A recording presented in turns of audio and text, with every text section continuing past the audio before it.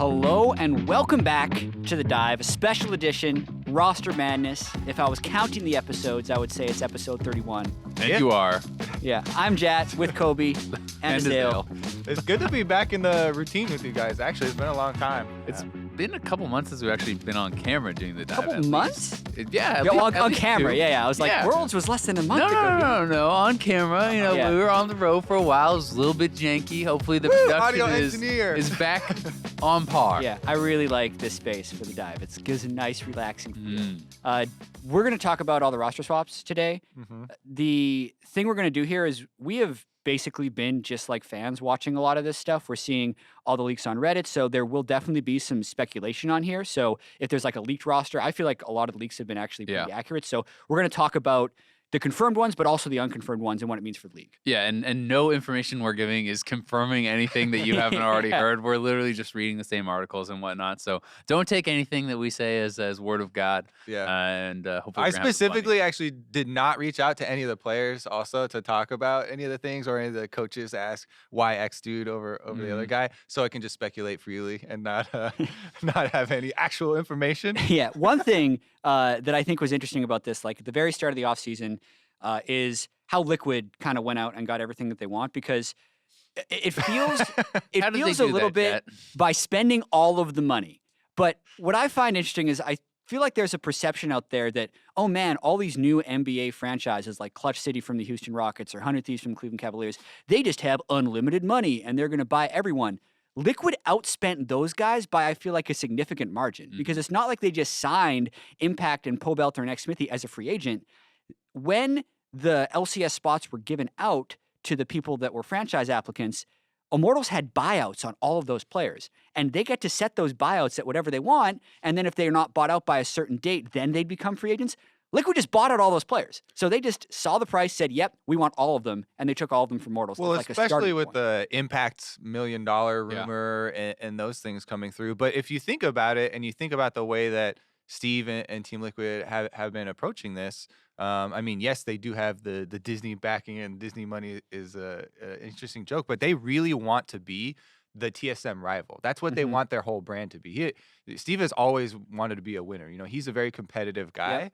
Yep. And so, I mean, as memey and funny as it's gotten, approaching the offseason this way at the time when we have franchising of trying to buy all the best talent and then sell off kind of the extras or whatever that you're left with at the end, I don't think is a terrible strategy. I think it was actually super smart. I mean, it might bite them later if you're spending all this money and getting the players. Insane, if money is no object, it's like, yeah, you just got all of the players that you wanted. Well, and I actually think part of the reason that I think this is so smart is because you end up controlling the market, right? You buy out all these contracts. Now you have these teams coming in that, you know, whether or not they have unlimited money, they obviously don't. But these teams are not poor organizations, right? They made it into franchising for a reason. They have big backers. They do have money.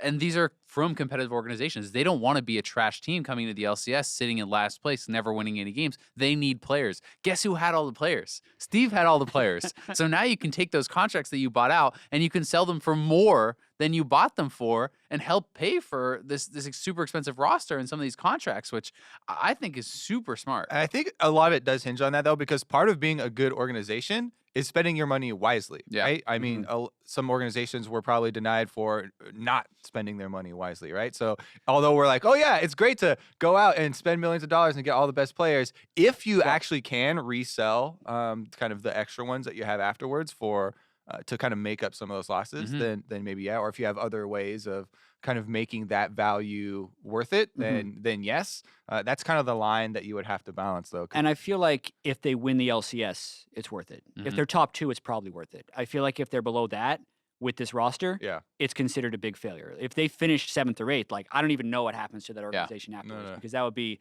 nuclear levels of disaster. I think even below 3rd, like not going to Worlds would be nuclear levels of I agree. disaster. We should also talk about the lineup and the actual players for the people that haven't been like super in the weeds of getting all the players. They have signed Impact. He was a free agent from Cloud9, so he was someone who wasn't a buyout. They bought out X Smithy and Pobelter from Immortals. They also have Ole from Immortals, and they have Double Lift as well, as there wasn't space on TSM once TSM brought in Sven and Mythy. So this is 3/5 of Immortals. And they got Cody Sun's contract. I don't know if that was confirmed, but I think like I heard that they had. I heard that also they had also got Cody Sun. So they'd either have him as a academy, a sub or 6-man, or academy. they're going to sell him to some other team. Mhm. But anyway, 3/5 of Immortals. Then you sub out Flame for Impact, and you sub out Cody Sun from Double Lift, a team that was second place in NA and was a tiebreaker game away from going to the quarterfinals at Worlds. Like, how do you guys see this roster working from like a shot calling perspective, a personality perspective, and an org perspective? Because while they do have 3/5 Immortals, they don't have the coach. They don't have Song because he's gone to TSM. I mean, I personally really like the roster a lot. I think it makes sense. I think one of the problems you can sometimes have when you build like the star-studded lineups is everyone wants to farm, everyone's trying to be the carrier, and there's just not enough minions on the map. You can't actually make it work. Whereas with a roster like this, you have veterans, you have people who can be role players, like Smithy and Impact have shown that they can fill that role, have shown that they can do it very well. And then you have, an excellent carry in Double Lift. Pobelter had, I think, a great year on Immortals last year as well. So to me, this is like a very well-rounded roster, and you're taking something that already worked pretty well. You're not changing the whole ship, right? Like it's Double Lift, which I think is a pretty clear upgrade over Cody Sun, and then Impact, you can argue maybe side grade from Flame, maybe upgrade in some ways, but Flame did have a good year. Overall, I still think the roster is definitely stronger. Yeah, I think from a personality perspective, like you said, the roster should work. Yeah. It felt like Immortals had good synergy. Pobelter, Double Lift, and X-Smithy have all played together before. They're very familiar. Then you have the jungle and mid are familiar with the support in Ole. If Double Lift and Ole don't click, that's the big red flag I would have for this team. But I feel like everyone else is pretty comfortable coexisting with it. And then that would make my big question whether or not like the coaching and the analyst staff and everything behind them on Liquid would be at that same level, because I have a lot of faith in these players. Yeah, and that's a big thing for this organization. To me, if I think about the coaching of Team Liquid over the past, it doesn't really stand out as a big win for me, right? Yeah. What I know of their coaching staff this year is they still have Kane. He's going to be the pick ban guy and also like the head coach guy, and then they still have Jarge, who was on their team last year as an analyst. That's pretty much what their coaching lineup looks like right now. And as far as the bot lane, like I think this would be a bot lane that would work well together. Both these guys I know are very hungry. Like Ole has come out, Double Lift kind of had his tweet, I'm gonna be the hardest working player, blah blah, and it was kind of a joke. But then Ole very kind of wholesomely, took it seriously. He's like, no, I'll be the hardest working player, and this is a team that had access to multiple supports, right? And I'm sure that, you would assume or hope that Double Lift was at least involved in the conversation of which support they would get, because, I'd heard rumors of, obviously they already have Matt, they were trying him out. I'd heard rumors that they were trying out Ignar and some of these other guys who are free agents. So they landed on Ole. I've been super impressed with him, and people gave him so much credit for how well the bot lane worked with Cody Sun, who is, this new up and coming player, really had kind of a bad reputation as this poor player. And they started to become quite actually a strong bot lane, in my opinion, towards the later half of the year, in NA. And now with a veteran who is a superstar, like I think that could be a super scary bot lane. Yeah. Also, I was just gonna say with Ole, I mean, he definitely deserved, all the MVP votes and huge last year, but flexibility. I see this team as being extremely flexible in almost all the areas except maybe with Ole, because Trying to flame his Morgana, bro. I love him. I love him on shielding playmaking supports. Yeah, see, I love him on all the playmaking supports. Yeah. And he was absolutely just taking over during that meta. Mm-hmm. But one of the most important things, because this team, I'm immediately looking at international competition with how much money That's where they their spent. goals have to be. Yeah, exactly. I pretty much only have eyes for Worlds, so I'm immediately judging, can this team play in every single meta? And it almost checks, if you're just looking at the players, the boxes all the way down the line. And Ole, I know, is super hungry, so I think that he can definitely work into that. But that would almost be my only point of caution for this team, because as expected, with spending all this money and having access to almost every player, they've built an extremely strong roster. Can we also just take a moment? The Team Liquid has finally moved on from Piglet. It took like 3 years of him being on that team, and people were like, "Why do they still have Piglet?" Like we kept hearing how he wasn't working with the team, but it's gone. I don't know where Piglet's going. There's a few players who I'm actually still wondering where they're going to be ending up. Will Piglet go back to Korea? Is he going to retire? That's one thing we actually haven't seen leaked throughout all this. Yeah, I mean, I feel like after the stint that he had in NA, I just don't think there's a realistic chance that an LCK team would pick him up. I think that, if you're a guy like Piglet, who to me seems like he has a lot of pride in his play, when you hear him talking about how good he feels that he is, it doesn't seem like a guy who would want to go to, quote unquote, like lower tier region or play for an academy team or something like that. I feel like he would certainly be able to get those opportunities and maybe, on a lower tier team in another region. But like, I don't see an LCK team picking up this guy. I think an LCK team would pick up Piglet, but he'd have to swallow his pride a little bit and go to like a 6th or 7th place team and think a bit. Yeah, a lot of bit. Anyway, we're not here to talk about Piglet. This offseason, dominated by Team Liquid. We think they should have international aspirations, but it's going to be a tricky one. The other, I feel like, second biggest hitter in free agency was TSM, who, after a bad World Championship, decided they wanted to make a lot of changes. They had also won 3 North American titles in a row with this roster or similar rosters, and they pretty much blew it up. They kept Bjergsen and Hanser, new jungler, new AD carry, new support. So they have Sven and Mithy in the bottom lane using up both their import slots. Means there's no room for Sven Skaren in the jungle, and then they got Mike Young, who apparently was like the prize of North American free agency. When it started, everyone tried to get Mike. And it's really interesting to me because most teams have the structure of using import slots on both solo lanes. So even though we're like, oh, they blew up the roster, if you're keeping 2 native solo lanes, which Bjergsen is resident, so he counts at, that's why he's incredibly valuable. Him plus Hanser then being extremely good, plus also both being NA, allows this team, TSM, the most freedom, I feel like, of any of the organizations in the offseason. Even though Team Liquid was, all this money and they're very willing to just go out there and talk to every single player, and it felt like they had access to pretty much everybody. Being able to have the flexibility of choosing the import slots for other roles, I feel like for this team is one of the biggest things. And the biggest issue that we've always said with them, and failing at Worlds, always comes back to the adaptability as far as changing the metas and that flexibility that we're talking about, and the in-game as well as preparation for their shot calling, right? The coaching plus having an in-game leader. And that's exactly what they kind of finally went after, though. Yeah, and to talk about Sven and Mithy being a double import slot in the bottom lane, this is the only roster where that actually works. I just ran through all of the other leaked rosters. The only other team that has non-import top and mid lane, since Bjergsen doesn't count as an import, would be Golden Guardians currently with a potential roster of High and Lorlo. So if Sven and Mithy, like, yes, they want to come to NA. They've talked about it. Like, some people think they would do it for the money. Yeah. But this is actually the only team they could come on to NA and be the best. Like, this is also the highest chance of winning by a wide margin because of the 2 non-import solo lanes. And I mean, we talked about, you talked about how the fact that they didn't blow up their team, it's not as many changes as TL, but let's be honest, they also didn't have to make as many changes, right? TL is changing their entire roster for a reason because it hadn't been successful. TSM, as you said, they've won 3 championships in a row. They just picked up a bot lane who's won 4 championships in a row in Europe, right?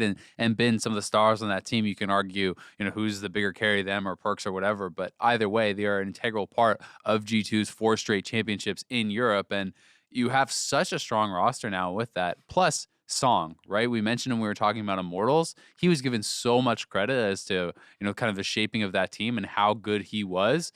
Parth is still involved in TSM as far as I know, but it's going to be as a different role. He will not be the head coach. That will be Song now. And we'll have to see, how well this team does do because they kind of have all the pieces in place. And to me, the big question is going to be how good can Mike Young be, how fast, right? And as you said, like with TL, with TSM, you have to be talking about international, right? This team just seems too good to not make it to Worlds in this region.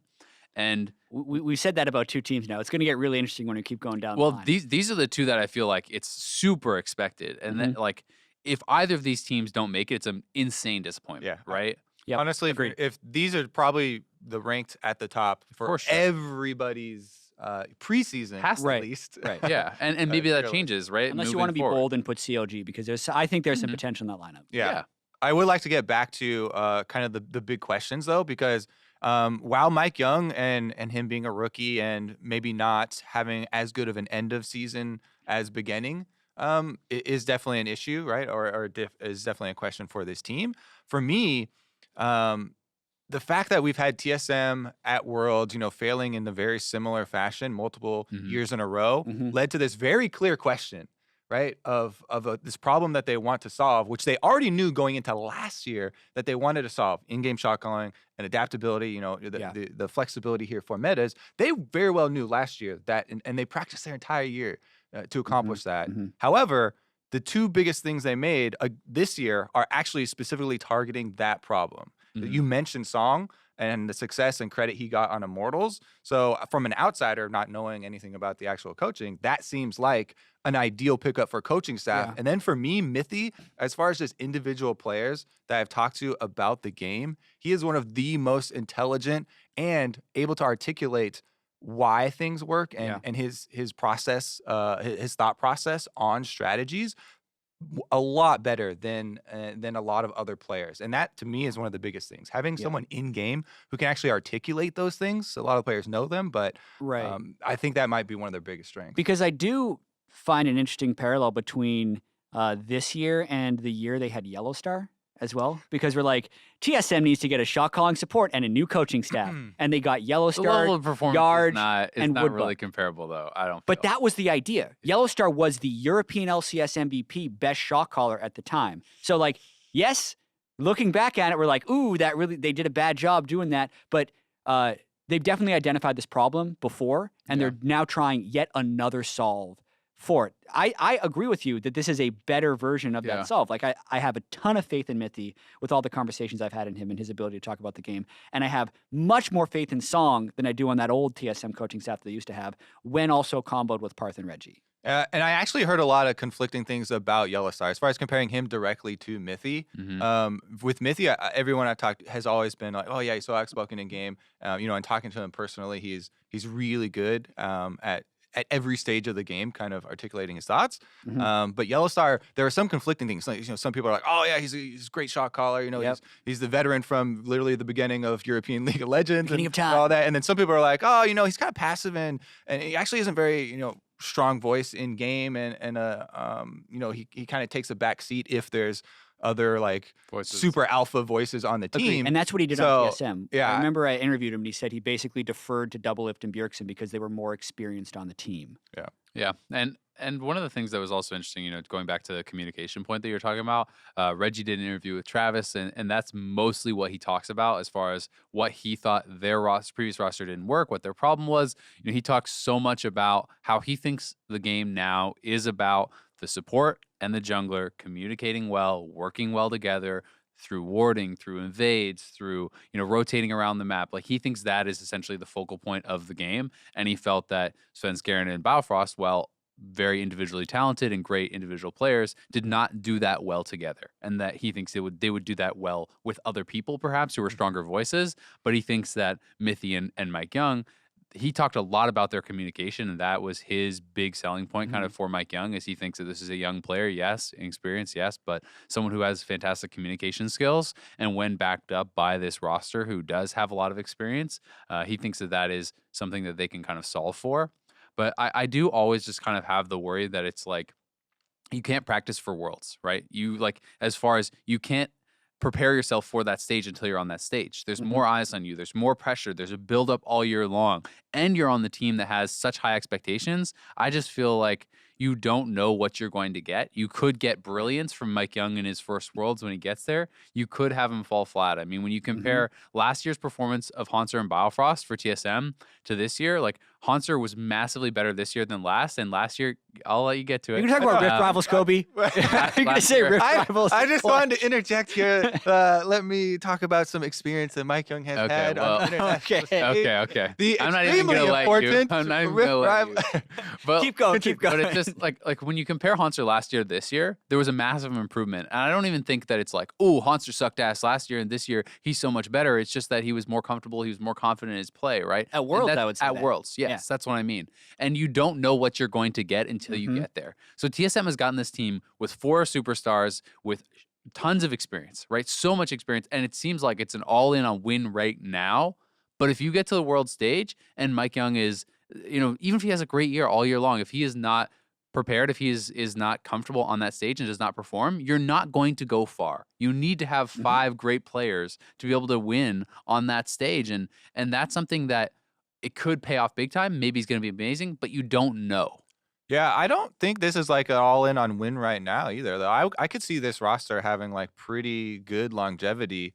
None of them really ending too soon. They're all maybe Mithy is Mithy, because he was already talking about, he does a lot of analyst desk stuff, and he was talking It's about also just, can you hold all the contracts and everything, right? Yeah. If Reggie some of said he these doubled teams- his budget this year, for what it's worth. A lot of people had to double a their lot budget. of, I was gonna say, with what happened. NA actually, because a lot of the new teams don't look like they have super strong rosters. And if you're, Clutch Gaming or OpTic or whoever you are, and you come in and you get last place, right? It doesn't, I'm just saying random names. If you get last place, then maybe you really want to get a star for next year to turn things around and not have that stigma associated with your brand. Yeah. And then you're going after contracts hard. So it could be hard to hold on to a superstar lineup. If you're talking about question marks, though, I think Mike Young internationally is always going to be a question mark. So I agree with that. I think there needs to be a bigger question mark placed on Mithy. And I have I have tons of faith in his game knowledge. I have no. I was going to say. That was that 360. Yeah, I was going to say I have no doubts in his game knowledge. Do you see how many times he flip-flop on the deck at Worlds? I'm used to it. I'm used to it. We were, I was there. No doubts in his game knowledge. Where I have doubts is whether or not he's going to keep up his mechanics and be able to keep up with his practice in the game, because I felt like he slacked off during the regular season in Europe a lot. He had weak regular seasons, would turn it on for playoffs, and would be better at international events. And I think to actually build that team with Mike and get that synergy working so it works if they make it to MSI, if they make it to Worlds, he's got to be 100% the whole year. It just made me think of a really interesting point. TSM is a unique brand, and yes, like almost every single player or at least Western player wants to play for this team because of how much exposure and you can get on this team. But one of the big things about TSM, if you're talking about slacking off, Reggie does not stand for that, right? TSM, they've been so outspoken for the last couple of years about the strict practice regimen that they have, and how, oh yeah, we practice way more than everybody else. We never take off days. We work year round, basically. So you're bringing in Mike Young, one of the new guys. He does seem like Mike Young has a really good work ethic. He seems like a grinder. Yeah. But he would probably. I think he also probably made would the tweet grind that there. he will work harder than everyone else to become the best. Yeah, He might have been the I think first. everyone did. I feel like I think Mike was the first. I thought Double started, but I don't know. It's hard to tell with those because the Twitter timeline just gets filled with them. Yeah. But anyways, TSM is, or at least projects this grind lord team atmosphere, basically. And Bjergsen's still on this team, and he has been one of the biggest drivers of that.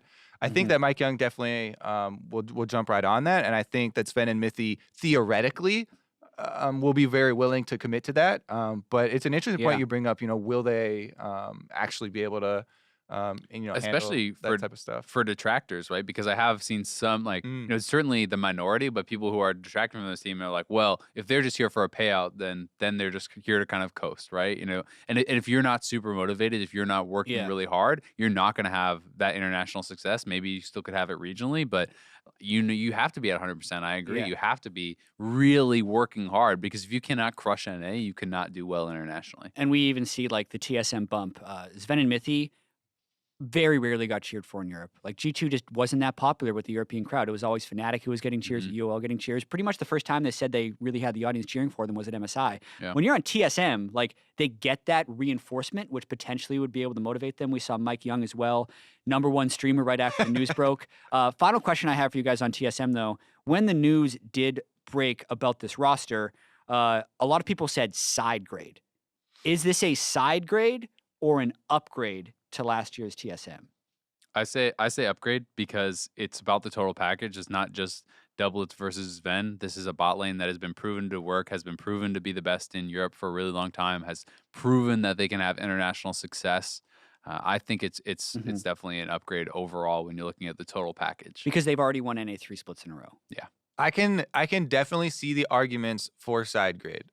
First, because If you're just looking at kind of all around performance and everything that you're getting with the individual players, I don't feel like you're gaining a ton of ground. Where I do feel like it pushes this pickup over the edge for being beneficial and being an upgrade is that, as I kind of said before, this is targeting what TSM has had as problems and known as issues for maybe like 3 years, and they've been trying to fix. So I feel like this move, in addition to adding Song, was a very targeted move, an intelligent move kind of by the organization overall. Yeah. But you also have to keep in mind, by making this side grade, quote unquote, you are giving up one of the biggest powerful AD carries the opportunity cost Arming here Team is Liquid. huge, right? You're giving away Double Lift to one of your competitors. He is an NA resident. Yeah. He has been at the top of the AD carry list forever here in North America. So that, I feel like, is something that would also kind of bring it back down maybe to side grade. If you're looking at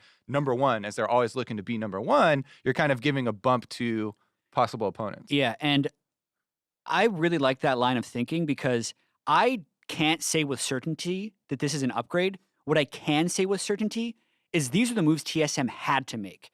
So sure, they know that they have been able to win NA with Double Lift and Biofrost and Svenskeren. And based on all the nice tweets and Instagram posts we've seen about Svenskeren, like they had a good relationship and a pretty good team environment. People cultivate their social medias, chat. Yeah, it's all fake. Everyone hated them. But they could not go into another Worlds as the TSM brand, saying they're all about winning, saying they have to win a world championship, and be like, yeah, we were just unlucky again in that group stage for the 3rd year in a row. Yeah, they had to make this change. But targeting the things Kobe talked about. So they had to make a change, but I would say they didn't have to make this exact change. Even though I think it still is a net positive, I still think you can easily argue to say, what if it was just Mithy came in, Double Lift stayed, and they got a good import jungler, right? Like, what if they signed Peanut? If this was Peanut and Mithy and Song, would you be like, nope, had to be Sven, Mithy, and Mike Young? Fluent English, though. I know, but you know what I mean. Like there were other options, and even we've heard Double Lift talk publicly about he thought there was just the support was going to be changed, maybe jungle was going to be changed, this sort of stuff. He was not expecting himself to get replaced because he sees himself at the top, right? And there is going to be now this battle between these guys, and maybe it'll pay off. Maybe it won't. Double is pretty motivated to crush TSM, as he said. Hype. Yeah. All right. Do you want to talk about COG or C9 next? I'd rather talk about CLG. Okay, COG, because what's funny about these guys is they have traded all of their players between each other. Like every team is some Frankenstein of the other 4. So COG's roster that is all confirmed. So no speculation on this one. Darshan in the top lane. Reignover in the jungle. They still have Omar God as well if they need him. Huhi, mid lane. Stixxay, AD carry with Biofrost as their support, and they still got Zix as their coach. Also, this is one of the only teams where, they've had this CLG Black or CLG second team or, whatever for quite a while. And we actually know a lot of their secondary roster. Fallen Bandit, Omar God is still there. Tuesday, Zag. The AD carry is probably the only one I didn't know. Yeah. And then we don't know about that support yet. Phil. And most importantly, they're retaining Zix as the coach, who to me has been one of the most consistent and hardest working analysts and coaches in the league. So I think that CLG is actually looking very strong coming out of this offseason as well. Yeah. I really like what COG did for a number of reasons. Because we talk about like Team Liquid just spending all of their money and getting exactly who they wanted. And I think CLG could have done that. They could have just said, Aphromoo, how much do you want? We're going to re-sign you to make sure you don't explore the free agent market, which no confirmation on where he has gone yet. But when I think about the league as a whole, we have 4 new organizations coming in who need to establish a brand right away, right? Aphromoo brings a strong brand. He is a shot caller. He is a leader. He has so much value on the open market to one of those new teams to give him that jump. And comparatively, he has less value to CLG because they already have the CLG brand and they potentially already have some good teamwork. So other teams are going to pay him more than CLG, I feel like, is going to match. And I think the replacements they've gotten for him, getting Reignover in there, pulling in Biofrost, is a super shrewd and super smart move because there's a chance that this infuses them with some sense of urgency to refine themselves, get new people shot calling, and could actually make them better. So I agree. It makes a lot of sense as far as if you're talking about like in-game performance and whatnot, you can talk about Afro not having his best year ever last year, Biofrost having a very strong year. You could make the argument that these are very comparable players, although then you're getting into shot calling and stuff. Where I don't know if you want to talk about, like, maybe this is going too far into the rabbit hole, but talking about the value to the team, Afremu was still the face of CLG to me, right? When Doublelift left, he was maybe, it was those guys, it was Rush Hour bot lane. When Doublelift left, I feel like most people kind of moved over to being Afremu fans. Now, these other guys on the team, some of them are popular. It's not like they don't have fans, but Afremu was the face of CLG, and him being gone does feel a little bit weird. It feels like if Bjergsen left TSM, if Sneaky or someone left C9, it's like a gut punch. It is a big hit to the fans of this team, because I think you're looking at a different team, and it's kind of an interesting discussion, and maybe we won't have it today, but just about, are you a fan of the organization or are you a fan of players? And I've seen a lot of discussion on Reddit and social media about that in this offseason, because it's making people reevaluate. You think you're a TSM fan, but Doublelift leaves and you're like, oh, I don't know if I want to cheer for them anymore. Am I a Doublelift fan? Liquid, though. Am I a TSM fan? Yeah, Afremu leaves. Am I still a CLG fan? I'm not sure, right? I like this face that Azale is making for his existential crisis. Is my name Azale or is my name Isaac? I'm not really sure. Yeah, but anyway, I do think the roster moves made a lot of sense, but it is a big change for their brand. I really like Reignover coming in. Omar God, he definitely needs some time before he's going to be, at the same level. And I think this gives Reignover a chance to shine. I think that Darshan and Huhi actually had excellent years last year. I think that they were really underrated. I thought they were great. And Stixay and Biofrost, you have a very young, very strong bot lane here who, if they can work well together, like, this could be a very good team. Like, I actually have them in my top 3. Would you say it has a lot of potential, Azale? Oh yeah, you let's just get named it. your top 3 teams already. I already did. I want to get in ahead. really quick before Kobe here. I think this team is better than last year's CLG. So as much brand value as they had last split, that was a failed team. Yep. They Didn't make Worlds. Worlds. They were never in the finals. They were constantly struggling during the regular season. We were wondering when they're going to be able to turn it on. Like, there was a lot of problems with that CLG. I don't know if they're solved by getting in Reignover, because they had a lot of volatility in the jungle position, but winning cures all of those questions about fandom. Winning cures all. Yeah. CLG wins again. They're just like, man, I love CLG. Does it when you Huhi's talk my about boy. no one cheering for Darshan's my boy. G2? They won 4 straight championships and no one cheered for them. But they never started with fans, right? I feel like CLG will have those fans that if they start winning again, will be like, I never doubted I was them. a CLG fan all along, They'll come back through the door and they'll have those CLG. They erased Afremu off the back. They're right in bottom. They always come back. Anyway, I feel like the old CLG roster wasn't working. They had a full year of not hitting that MSI peak that they had in 2016, and they can't survive off that for more than a year and a half. And I like this roster. All right. When we're talking about CLG, I always need to throw out the cautionary tale, though, here. And some of the pitfalls that I feel like could happen, while on paper, it does look like there is a very high ceiling for this roster, and there's a lot of potential here, as you guys are saying, if it works out kind of how you would theory craft that would work out. However, with Afremu, not only are you losing a large brand, but this is one of the players that we know 100% for sure, huge in-game leader, and has been a very big strength and kind of identity for this team and how they play the game. Which they really excelled in lane swaps and all these various stages. So they're still keeping Zix, and Darshan and Huhi have stepped up in their communication. But the thing that doesn't stand out on this roster is who is really the big voice. Yes, Reignover is really good about thinking about the game, and he has kind of been a very good communicator. But if you're switching out Bio, the thing that, as you said, Reggie was like, oh, Bio's going to be great, but if he has a really strong voice with him. I don't see Stixay as a super strong voice, so maybe the duo, as far as their lane phase, might take a little bit to find their real identity for how they want to lane. Overall, I think that there is enough communication on the team with the solo laners and with Reignover and stuff for them to pull it out, plus the prep of Zix. But that may be one of the biggest things that to me, they're losing. From an outsider, we don't listen to all the games. Afromu might not even be the biggest voice as we've known him to be for the every past like, time 5 you years. hear But the highlights, I'm saying that he is, comps, he's one that's for sure. Like you. So, anyways, because I feel like that's probably maybe the biggest possible pitfall. Reignover as well, right? To be fair, Reignover still gets a lot of credit because he's very well thought of and spoken of by all the players, all the coaches. Everyone says he's a great player, he's a great teammate, he's super smart, but he has not been dominant ever since he was with Hooney. That basically that was the last time you saw Reignover crushing and thought this is the best jungler in the league. Now he's with Hoo-Hee. Good enough? Yeah, there you go. It's close enough. Everyone's making jokes about that. Oh, wait, it was Hoo-Hee? I thought it was Hooney.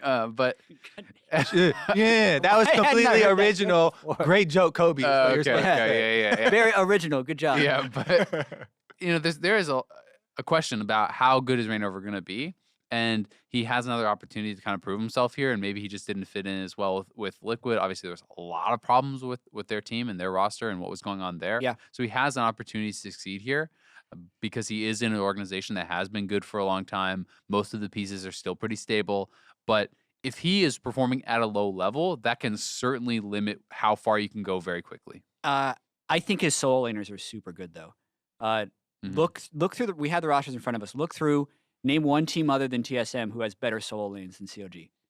I think they're the second best solo lane combo for Reignover to succeed with, and I think their bot lane is not that bad either.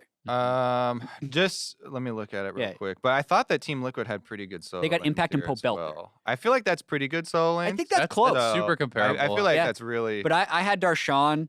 I mean, I rated Darshan higher than a lot of people. I put him as best top laner last year on my ballot for NALCS. And I had Hoo-Hee at like number 3. I think that Flame and Fly actually looks pretty good too for there's FlyQuest. a couple that are comparable. And if Echo Fox gets Hooney, I mean, even though I would not put Phoenix as highly as I would put Hoo-Hee, Hooney is like, he smashed NA, he smashed Europe, he was really good in Worlds on carries. Smashed Faker. No.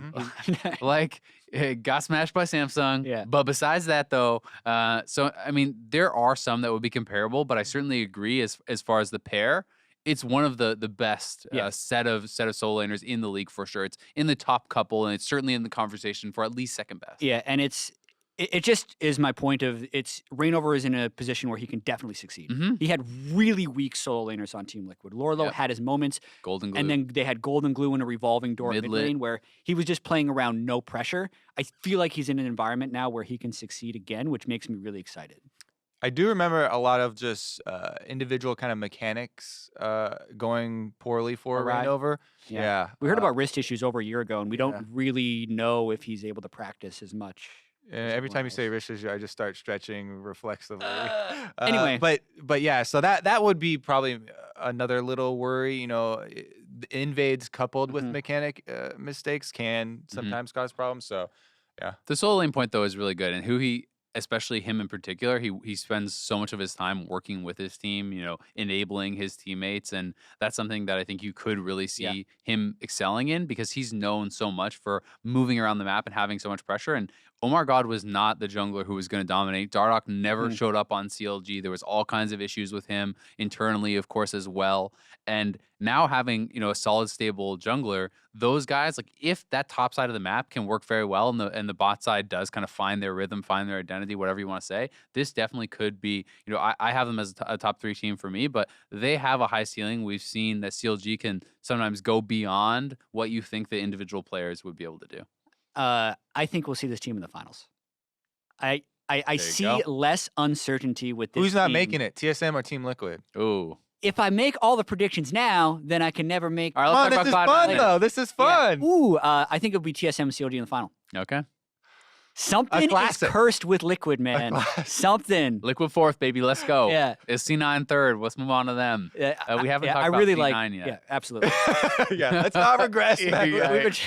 We gotta move forward, all right, boys. so C9, the team, I believe is fully confirmed now. We know Svenskeren, we know Licorice. They have picked up, I guess, Selfie as like a backup. Yeah, but it's Jensen, Sneaky, Smoothie, Reaper is still there. So the bottom side of the map is the same. They lost Impact, gained Licorice, and then Svenskeren. That was someone there was a lot of conversation about. Lost contracts. They picked up him. I want to clarify some stuff with Cloud9 right off the top. we talked a lot last year when they were signing all their contracts, how everyone was signing a multi-year deal except for Impact. So contracts, Jensen, Sneaky, Smoothie, none of those guys had to renegotiate. None of those guys were getting poached by the other teams. Maybe they were coming to Cloud9 and Cloud9 was getting offered money, but they technically can just hold on to those guys. The only person who had to test the free agent market was Impact, and we know what happened with Liquid, and Cloud9 was unable or unwilling to match that number that he had. Contracts, though, is someone who didn't like opt to jump off to the Golden Guardians. That's a Cloud9 choice because he was under contract with Cloud9, where that was a trade, so to speak, to get him on the Golden Guardians and then bring in Sven Skjern from TSM. So just want to clarify that like Sven Skjern was a very conscious choice by Cloud9 to bring it into the jungle. Because the teams can still talk to players that are under contracts in situations in the offseason, right? If they ask, if they go through the owner, yes. Right. So there's a chance that Jack allowed Golden Guardians to talk about their junglers, and then they got a really good offer, and they did it for the best contracts. Like so, keep all options this is open. all speculation. But the only thing I want to rule out is that contracts was just out on the open market, and Golden Guardians just free agent bottom. Yeah, for sure. And this is a really interesting one as far as, you talk about the big four, we've talked about the other three teams. Cloud9 is always in the conversation for being a top team. And this is the first year that maybe it's like, ooh, I don't know. Because people were really disappointed as far as offseason moves that this team made. The fans were very outspoken about it. A lot of people on Reddit, a lot of people even, in the scene, just in general, analysts and so on, talking about the team. Hey, this is actually a pretty disappointing offseason from a brand that you expect big things for. All these teams making big moves. What did Cloud9 do? Well, people are like, oh, is that a side grave for the jungle? I don't really know. I'm not sure. We had a rookie. We thought he was really good. Now we have Sven Skjern. Not sure. And then you lost Impact, who is a super hot commodity, and you got Licorice, who most of the fans probably have never even heard of. Yeah, so definitely bringing on Licorice for trade for Impact here is a downgrade, right? This guy is going to be an LCS rookie, Ray, by the way, because it's import two imports. Yeah, Ray went back. Can't play with Korea those already. Yeah. I'd say this is definitely a downgrade, but this is the one where you're like, it was definitely money. they're like this rumor of $1 million for Impact, and he was a free agent, and you're like, okay, you're like, all right, Jack, you can fight that one, but we heard he turned down. He turned down an SKT offer as well. Yeah, right. And Impact, it's very easy to connect the dots here and be like, he was performing really well, so obviously he'd be highly prized. So you're like, okay, you probably fought for that one, and you couldn't keep him. But yeah, this is going to cause a lot of questions for fans, right? Because even though in the challenger scene, everyone loves Licorice, and there is definitely hype for him, and he has carried against some teams. The top lane, especially this year for NA, is like extremely heavily imported and looks really, really difficult. So he's going to have some stiff competition. As far as the jungle thing, I think that Sven Skjern gets extra hate. Because he's coming from TSM, and there's a lot of extra eyes on that and criticism on that. Yes, he didn't have the best performances in the best season, but I think that he's gotten a lot of extra hate that doesn't really correlate with the actual value of this player. So I don't think the Sven Skjern thing is as big of an issue as the losing Impact thing and bringing in a rookie. The only reason I look at it as an issue I think Sven Skjern overall was great the last couple of years for TSM. I think last year he had some amazing performances on Lee Sin at Worlds. He has had some really good performances, some really good moments. This year at Worlds there was all kinds of problems with TSM. Yes, he didn't have a good performance. Most of them did not. But throughout the year, he has mostly been very, very strong. My big concern, just even looking at that move, is that's your import slot. Yeah. So if you're like, if it's even a discussion of which is better, well, the guy who's not an import slot is now better, right? Because of how at a premium, like really good resident players are. And that's what you gave up when you gave up contracts. And I can understand, okay, Steve offered Impact $1 million. Ooh, that's too bad. But Flame was on the market moving around. Some days on the market moving around. What about those guys? What about even there's talks about like Marin. There's talks about Hooney. There's talks about that's just 4 guys just off the top of my head that people would have been like, ooh, all right, we got someone really good. Azael, they have Licorice in the top lane. Peanut, Dandy, any import jungler as well is why there's so many questions, especially when you're C9, who has already built up the infrastructure to handle Korean players. Like. Let's talk a little bit more about imports. And I was hearing that especially like new Korean imports were a little bit low as far as stock is concerned here, because it's really hard to fully integrate those players into the team. You need to have different food on hand so they're comfortable. You need to have a translator. You need to have them learn the language. And oftentimes there's like a 6 month, a 1 year, a 2 year build to get them really used to being in North America, which is why Impact is even higher value because his English is at a good level. He can play in English. He's used to the who need Flames someday? Those three all check those boxes. And all those guys have already done that, but the new guys haven't necessarily. Yep. But C9 has probably the best translator in the league for Korean with Robin, and they already have a Korean coach. So like technically this team should have been set up to get whoever they wanted from the LCK, assuming the money was there. But there's also the chance that they just want to play all in English, which they're able to do now with this new roster, and have absolutely no language barriers aside from whatever Reaper may have with the coach. Yeah, I completely agree with the setup there. Like Robin is a unique asset almost here in NA, in the fact that not only is he a translator, like he really participates in all of their activities. He's also a lot of the disciplinary and even like helps out with the seems to know the game, over the shoulder coaching. Exactly. He's definitely an extremely valuable asset. I do think though that what it looks like to me with the other changes for Cloud9, they considered this option because they did also pick up as a sub that guy that hit number one, Wiggly jungler. So although they have two guys they can go back and forth with, maybe. Yeah, although they either gave away or lost contracts, they were also keeping in mind this kind of bringing up NA Town, and they did kind of want the the new fresh North American guys to get in there. So maybe they had the possibility there, and they were like, okay, we got Wiggly, and we have Lulex. Remember, they've had Lulex for a while as far as their specific jungle Nirvana pathing god coaching or whatever. He's the jungle genius. Yeah, he's trying to help people with. So they have this is one of the only roles where they have like a role coach plus an extra support. Substitute player. But maybe they also lost all the fights for the other top that begs players. the question, why not just keep contracts? Yeah. And I'm sure this stuff will come out eventually. Usually like stuff does come out eventually about like reasons behind changes, especially if it doesn't work. Then owners are kind of forced into like justifying, more why you did what you did kind of thing. So we'll see. But either way, talking about the specific performance of the team, I am really excited to see mostly how Svenskeren does. Licorice, I've heard very good things. People talk about him as the scrim god. I was talking to some I hate that, people. by the way. I know, so do I. But it's one of those things where people are saying he's a very good challenger player. He has performed. He's not necessarily been able to translate it over to stage, but they do have a good infrastructure. They do have a good coaching staff, and they have shown that they can kind of bring up and enable new young players. So we'll have to see how he performs. But if Svenskeren can get back to his aggressive jungling, can get back to this sort of style, paired up with Jensen, who is known as a super lane dominant player, that could be a very powerful duo. And if that is a very powerful duo, Cloud9 will still be a good team. Exactly. And we saw this with Smithy last year, or last split, when he was on COG and he was just like this middle of the pack jungler. He goes to a new team and suddenly he's appreciated for all the things he does.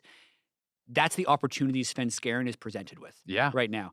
Everyone was just crediting Hanser and Bjergsen for being amazing solo laners. How much of it was Svenskeren doing the right thing in the jungle is what he's going to be able to now change the narrative of, depending on how he does with this. If he makes Jensen even better than Jensen was with contracts, suddenly your story changes a whole lot. So there's a lot of opportunity for this team to exceed expectations, because I think justifiably, with all the questions that have been raised with what happened in the offseason, expectations are low. We have them probably as the fourth team, right? Behind maybe COG, TSM, and Liquid.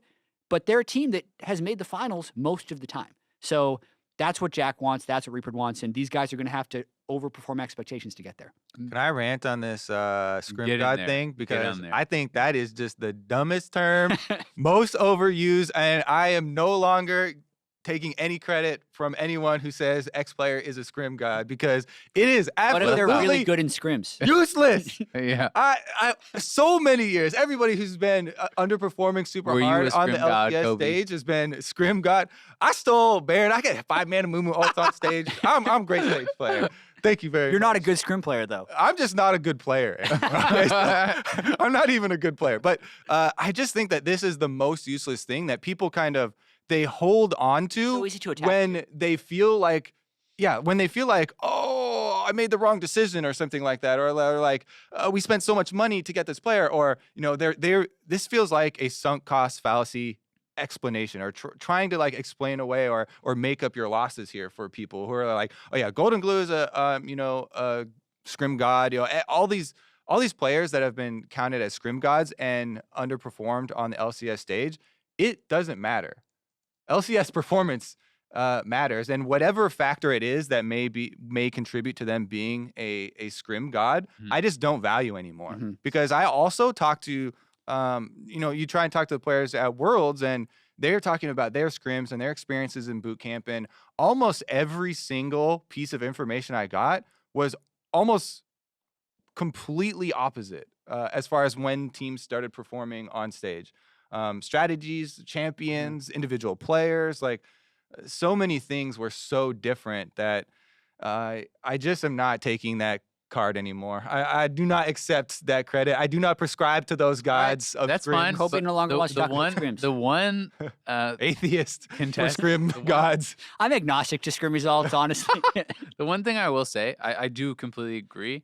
For the most part, the one thing I will say is I do think it holds some water when it is a very young, very new player. I think that when someone has been on the stage for a long time, they still have not performed. I don't care if they're a scrim god anymore. If they're never good on stage, it doesn't matter. If you're a brand new player, I think there is time to make that transition. How much time? Give them a year at least. I'll give him 2 months. That's a whole split so in LCS. I'd give them the 2 splits, right? Like okay. I think that it can take time, because I have seen in other games, the transition from solo queue to stage for some players is not a big deal. Once they get in the game, they feel normal. Almost everyone is going to be really nervous as a pro gamer, your first live events. But sometimes when you get in the game, it's not a big deal. For other players, they get so nervous. It does completely change the way you play. And a year down the line, if it's still a problem, well, guess what? That sucks, but you're never going to be good on stage probably, for most likely. But if you are a really young player, I put some weight in that, because if Licorice is smashing everyone in scrims and he's never really played on the stage, I give him some time to try to transition that over. But like, if you want to talk about someone who's been there for a long time, then I am totally on board. Sweet, like Phoenix. Yeah. Yeah, the scrim god. Yeah. So we talked about the big 4. Then we still have the Echo Fox, the FlyQuest, and then the 4 new teams.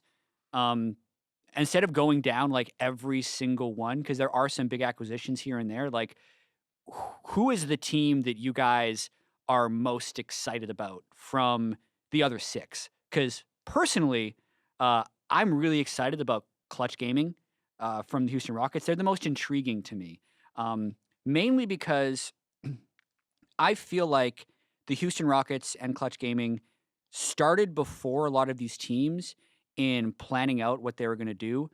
Almost a year ago, they hired Sebastian Park to be the head of their esports team, who's a big analytics guy, went to Yale. The Houston Rockets in general, for those people who aren't familiar, have a guy called Daryl Morey, who's always really big into basketball analytics, and they're one of the foremost like analytics-based basketball teams, and that's kind of how they built out their roster and built their organization. Now they shoot more three-pointers than everyone else, and they're actually the best record in the Western Conference right now, at least in the NBA. Anyway, they're trying to apply similar analytics to League of Legends. They've been doing it for a really long time, and they think they found really high-value players on their roster, which makes me super excited to see if this has been like proofed out. They got Lyra, rumored, Apollo, and Hakuho from Envy. Then they've gotten Febiven from Europe, who I believe was first team mid lane in Europe last split, even though he didn't make Worlds. And then Solo in the top lane, who, since they had already used import slots on jungler and mid, would be like the highest value top laner. So I don't think they probably had to spend that much on that roster, but I think they have a chance of being really good. Yeah, for me, this is also Moneyball. a super interesting one. Moneyball. Yeah, because literally everyone wants to Moneyball, right? Yep. Everyone's like, oh, we're going to do it. Oh, yeah, analytics. It's going to be data-driven decisions. To me... But if your data sucks, so does your team. Exactly. Yeah, for sure. I don't feel like there are analytics yet that have correlated well enough with what you want from a pro player. But I have 5 KDA, Kobe. Exactly. KDAs from solo, because sample size is going to be very small unless you're looking at solo queue. So I would assume a lot of their data is coming from solo queue. especially for players, obviously, that haven't had a lot of time in Who pro knows? play. So then you're looking at solo queue data. And yes, you can search for a certain level. Like you can search for, okay, they're good at CS and kills or map movements or whatever, efficient time. And there's a lot of things that you can search out. But pro play is so much different, and there are strategies that have bad analytics. Like if you are a team that plays, where you're swapping out X guy to be a split pusher. Oh, my solo laner has, all these stats are super inflated for split pushers, right? Yeah, they get all the waves. And another team is going to have a Huhi or something roaming around trying to make plays, and he's going to drop in a lot of areas. So I feel like because the game is still so dynamic and has not been, as figured out. And because it changes constantly.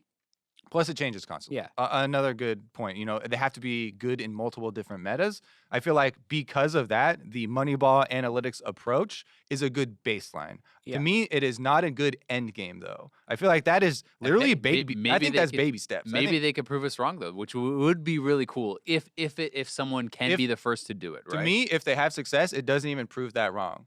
That's fair. There's a correlation there. Okay, they had the good baby steps and you had a good foundation, which I'm accepting, and I think that is a good place to start. But I feel like every team should be starting here with that basic level of you have to pass this bar for the analytics, and then we look at all the other things, the communication, the team atmosphere, all these things where these pro players are living together, and there's so many other factors. But again, I feel like that is just the starting point. So even if they find success, it could have been, we got lucky with X thing, unless they're also doing personality profiles and screening for.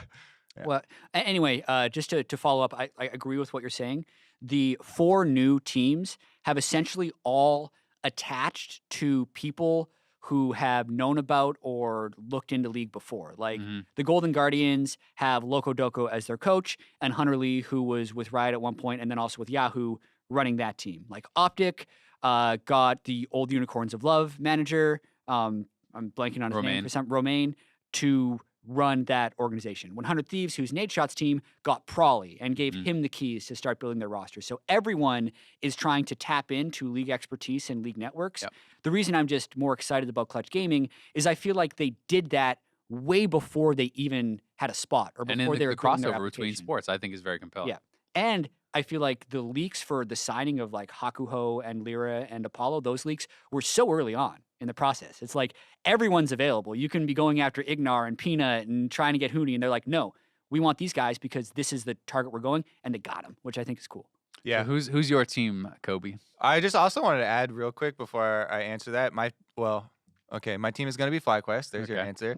I also wanted to add that I did think it was a little bit funny because at the beginning you were talking about how the offseason went overall and Liquid kind of commanding lead with all their money and throwing down.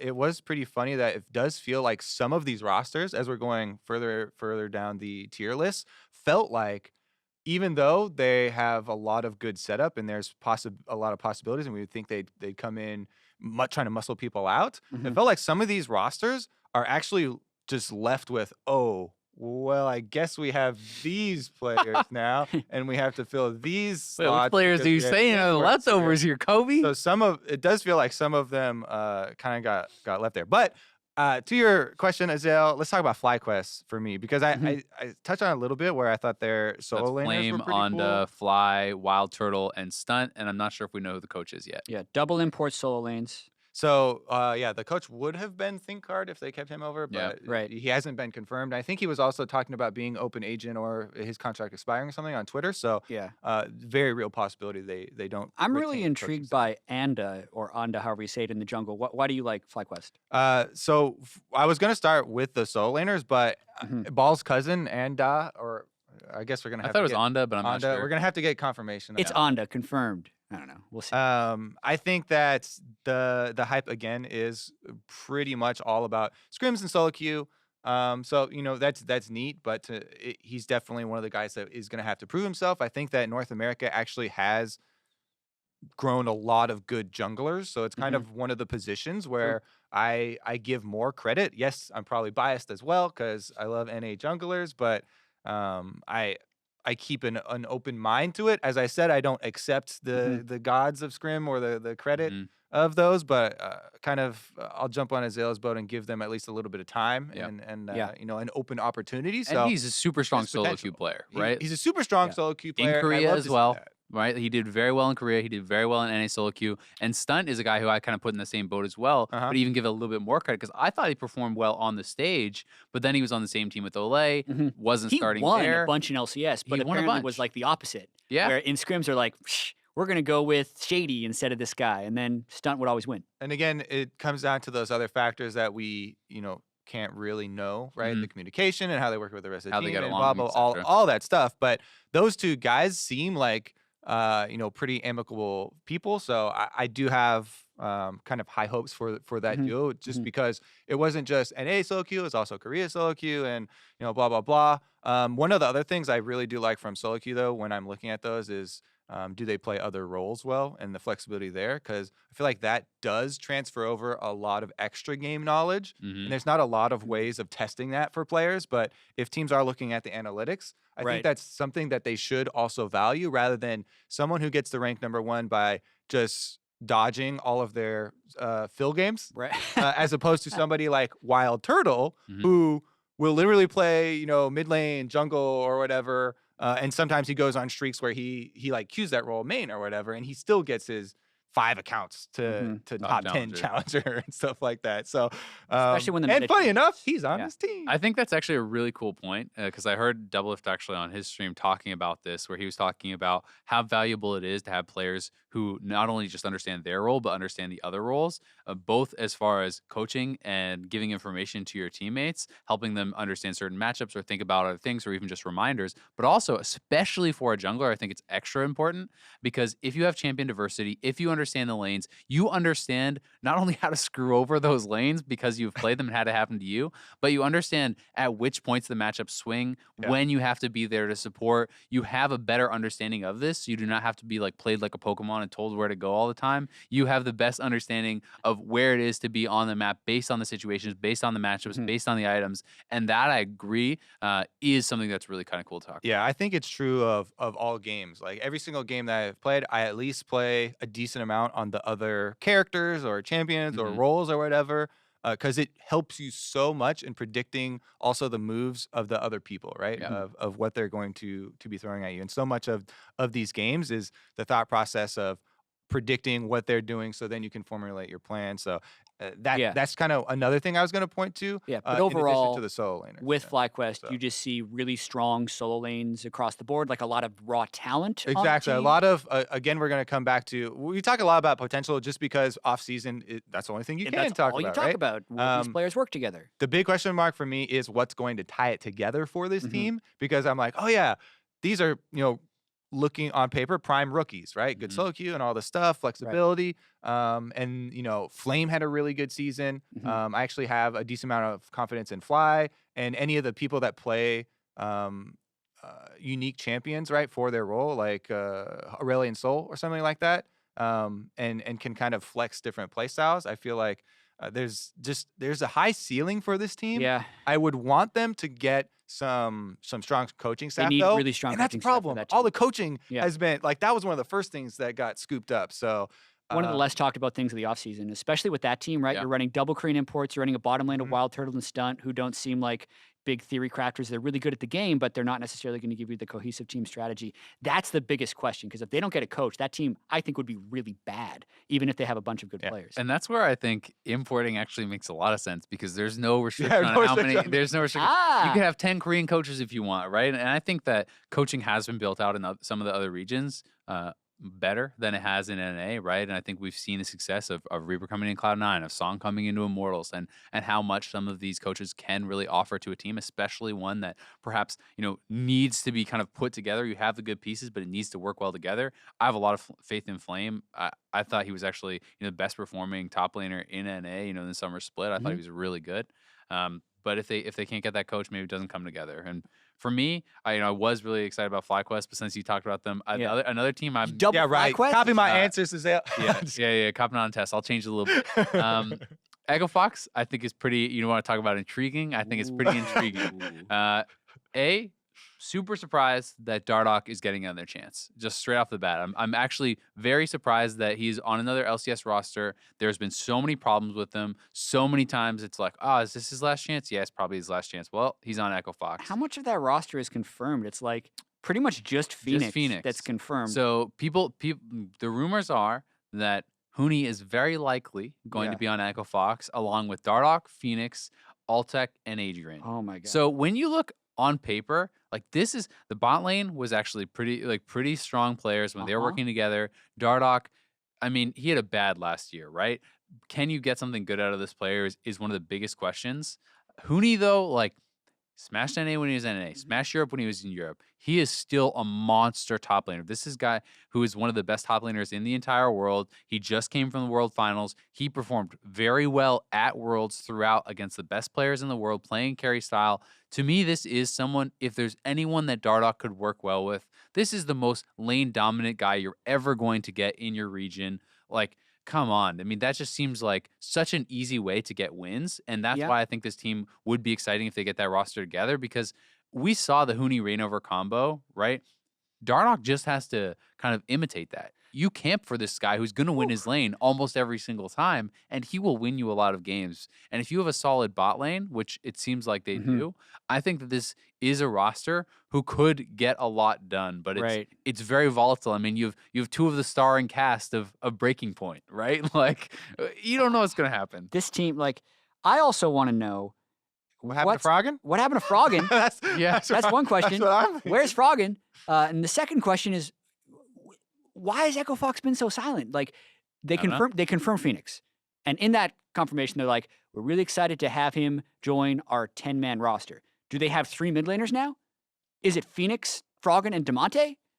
Who is their top lane? Zig and Acadian are, I think, rumored to be going to OpTic, right? They'll be on that team. So what was the point of this year of 10-man roster player development? Do they have no faith in any of the players? Yeah. Why do they have 5 new players as their starting lineup when their entire system for the past 2 years was developing talent? And Froggen also has not tweeted anything about free agency. He's not said anything. So for all we know, he's still on Echo Fox. Or maybe he's not, and maybe he's retired. Who knows? Maybe he's on another team, right? We have no real idea. But literally you're saying because they have Huni, they're going to win a lot of games. Yeah. That's what I'm saying. So because I think if the rest of your team is not hot garbage, you put Huni on a team in NA, and he's going to win you some games. There's a lot of truth to that. Yeah. But how, to me, like, how are they going to play this game? Are they literally all just going to be like, Huni, we're all behind you. Like, go wherever you want. And the whole team just, like, funnels at him because... OpTic Adrian is not a garbage bot lane. Hold on. Immortals Immortals had Adrian. You talk about Dardoch jumping around a bunch of teams, and you can't believe that he has another chance. Adrian jumped around a bunch of teams, too. And teams or individual players actually kind of flamed him, right? In the past for, when he was bouncing around as far as There's been a little bit of rumors of like he might have an attitude or I think he's a nice guy. He's always been super nice. He's been super nice to me, and every time he goes to a new team, it's like the Adrian buff, right? Yeah, but it only lasts for a month, and then it turns backwards. So there are players here where I'm like, Eliza's guys have performed really well, in my interactions with Dardoch, he's been great. In my interactions with Adrian, he's been great. I love OpTic. I've been friends with OpTic for like 5 years. He's always been super hardworking, really amicable guy.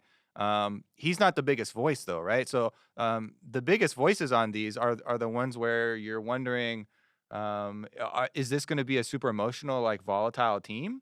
Certainly could be. It looks like it, and that's why you're talking about it being intriguing. So. Yeah.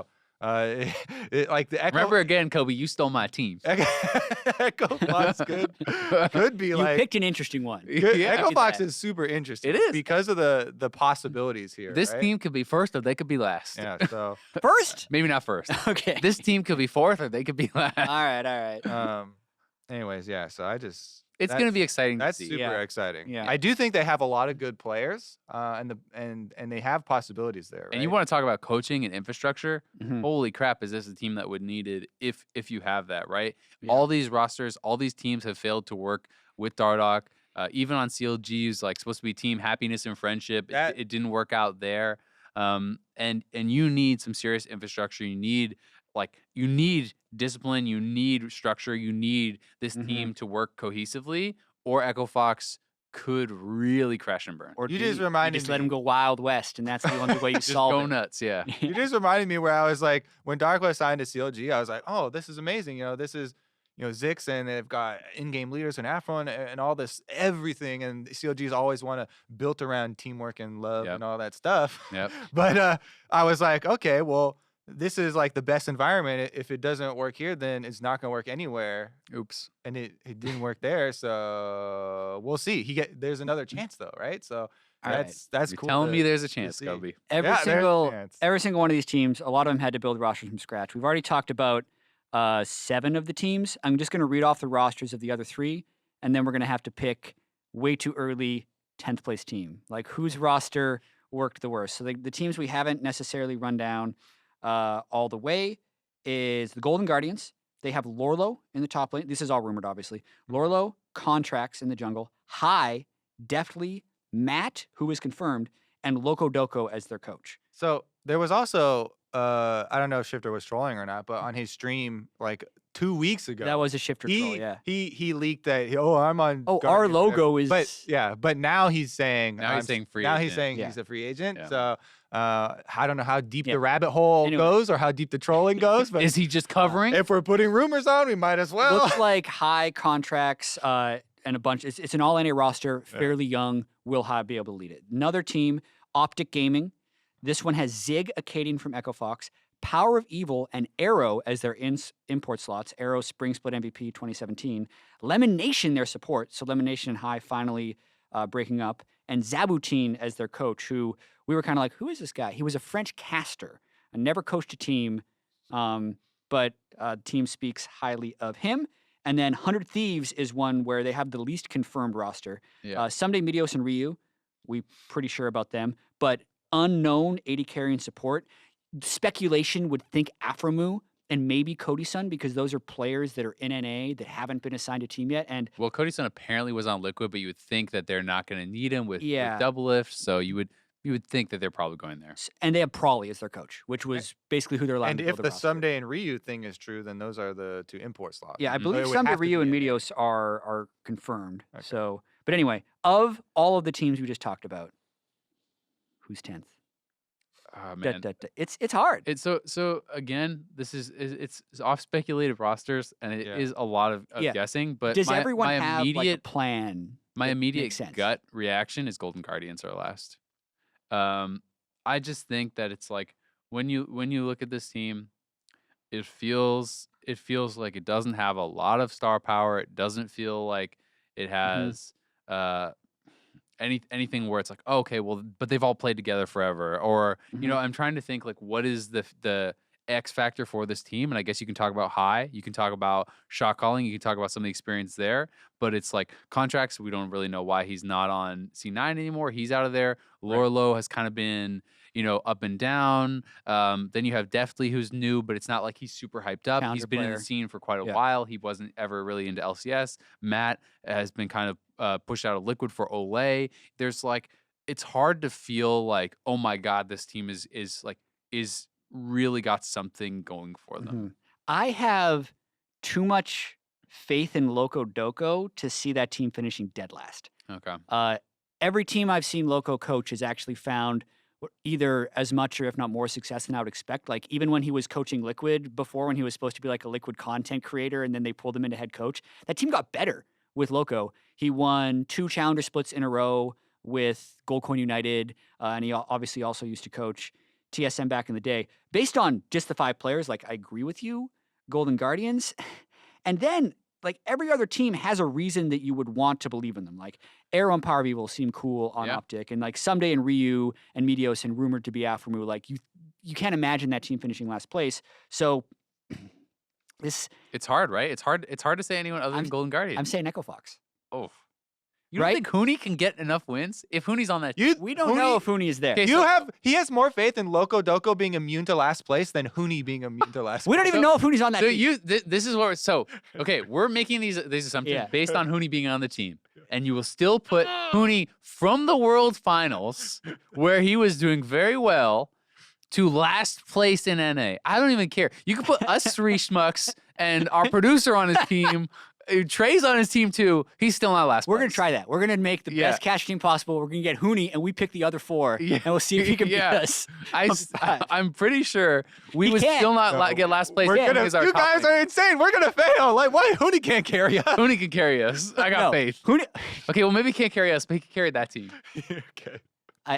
I don't know what Echo Fox is like. You're gonna look straight in the eye and you're gonna tell me Hooney's gonna get last place in NA. No, I'm gonna say Echo Fox look away and do it. Doesn't have a plan, and they have not communicated to me or the public like what they're actually doing. And there is so much volatility on that team.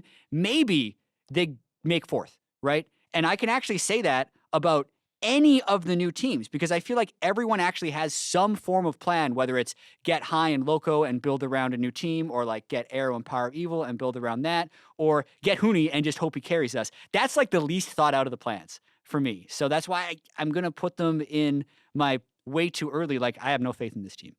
Yeah, I mean, Kobe, you're going to go Guardians? The best answer, Azel. So jump on the train. We're having all aboard. We're having to step out a little bit.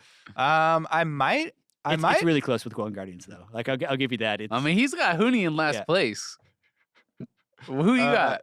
So I might throw OpTic Gaming. I might throw OpTic Gaming. They're under the bus in there for you guys, even though you guys are like super on the Power Evil and Arrow. I'm not sure what really brings this team together for me. I mean, Power of Evil, he's definitely pretty good. But like without,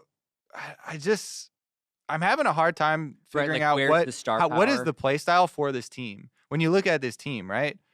I mean, they've just, to me, I don't see the direction coming. Maybe, and then their coach is this French caster, Romain and Zabutin, where we're getting a lot of good people saying good things about him, but those are people that are literally working with him and just hired him. So I would like, of course, they're going to say good things about him. But yeah, we kind of have to stretch out there, because I looking at this one, I probably have more confidence in the Clutch Gaming roster. I actually really like kind of what they've been able to build there with an old NV core, bringing up Lyra with the bottom lane. I thought the bottom lane was very consistent, and Lyra has always been amazing to me. I think Fabibin is I actually value him over Power of Evil, even though he hasn't uniquely performed. Like I said, Clutch Gaming or gotten that.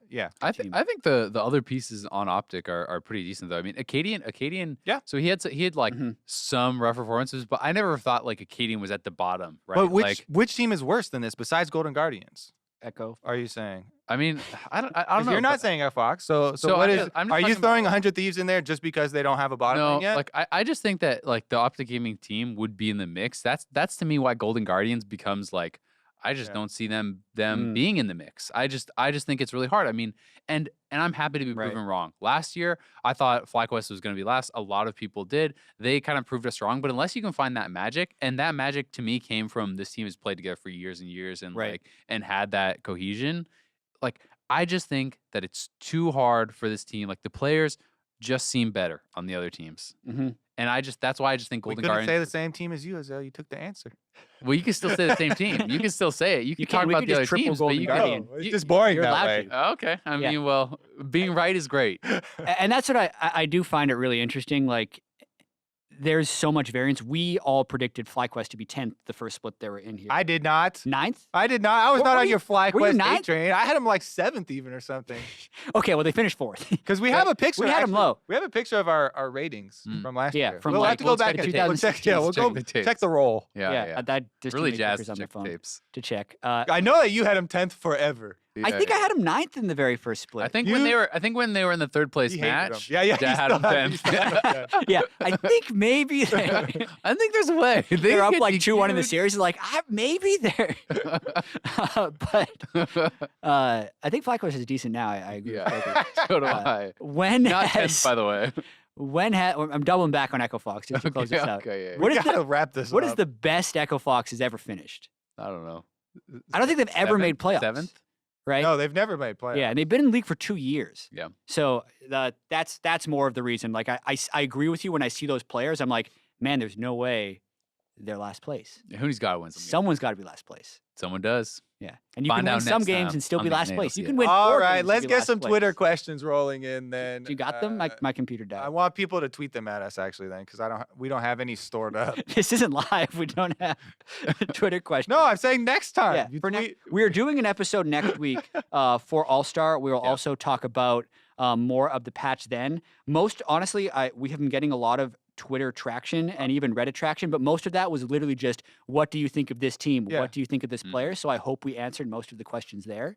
Please tweet us for next time at Riot, Jat, Azel, or Kobe. Hashtag the dive hashtag LOL. the dive lol. And specifically for All-Stars, for preseason stuff, because that's a lot of what we're going to be digging into for next week's episode. But I think that's going to be doing it for this episode of The Dive. We will be back next week. I think that we're going to be doing an earlier episode. This one came out a little bit later. It's on Thursday because of It's a special edition episode, man. Special edition. There you Scheduling's go. hard right now. Never was going to be on a Wednesday anyway, but next week should be earlier. We'll let you guys know on social media when that's going to be out. But thank you very much for tuning in. It's good to be back.